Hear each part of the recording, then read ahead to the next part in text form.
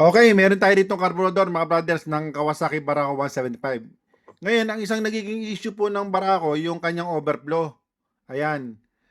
Ngayon, pagka overflow po at tinanggal nyo po yung carburetor, ang nagiging main reason, nagiging issue, yung kanyang float valve seat at saka yung kanyang float valve. Pinapalitan po yan parehas para po walang leak o hindi siya mag-overflow.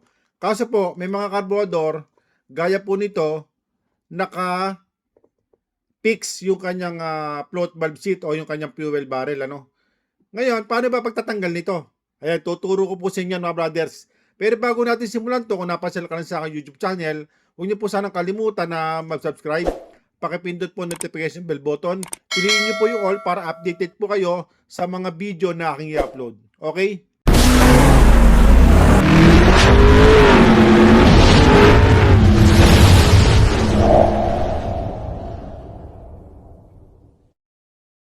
Okay mga brothers, bali tuloy tayo no dito sa ating issue ng overflow ng Kawasaki Barako yung carburetor niya. Ngayon, gaya po ng sabi ko kanina, pagka nag-overflow yung carburetor niyo ng Barako, ang nagiging main issue niya yung kanyang float valve seat at saka yung kanyang float valve. Pinapalitan po parehas yan.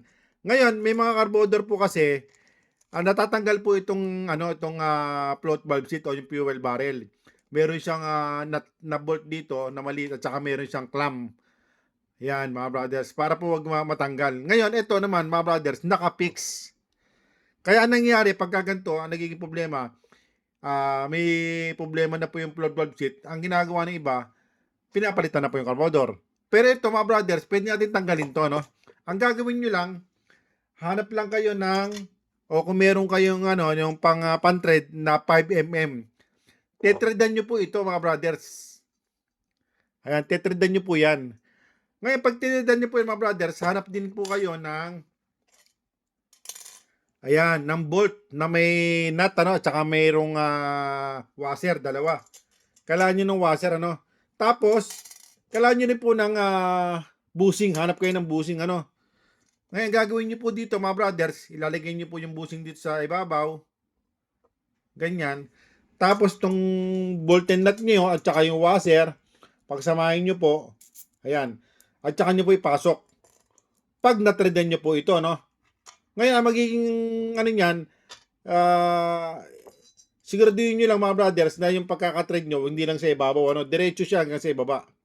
Ngayon, ang kalalabasan niyan mga brothers, ito meron na tayo dito, Ayan, hindi ko na po pinakita sa inyo kung paano ang pagtetrade, siguro alam niyo na yan mga brothers kung paano mag-trade nito, Ang mas maganda, ipitin niyo po ito sa gato, Para pagka na niyo po yan, na tradan niyo, walang kagalaw-galaw.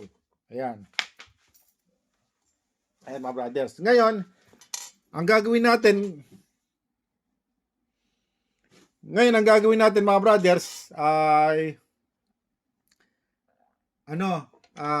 ito pong ating spacer, ilalagay niyo po rito. Tapos, yung washer at saka yung nut na may bolt, ipasok nyo po, Pag ganito, yan.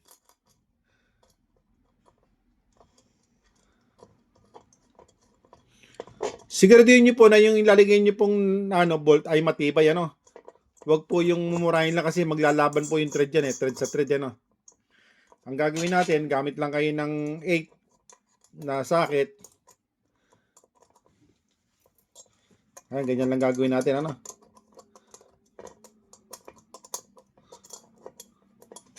Kontrahin niyo po yung pinaka bolt para wag po sumama pagka inikot natin, Ayan.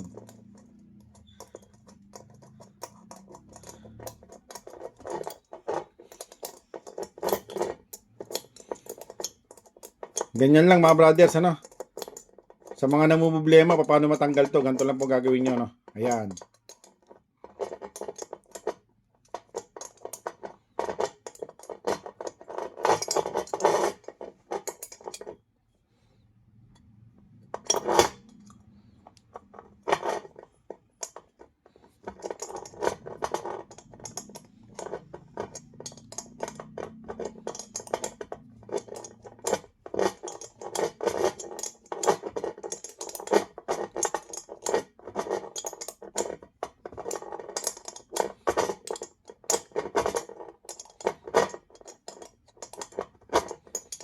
Medyo mahigpit po yan mga brothers kasi kaya dapat ang gagamitin natin na bolt ay matibay, ano, hindi yung murahin lang.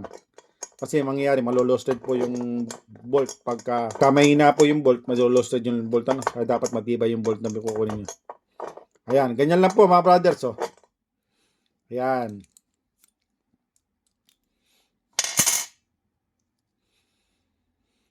Ayan oh.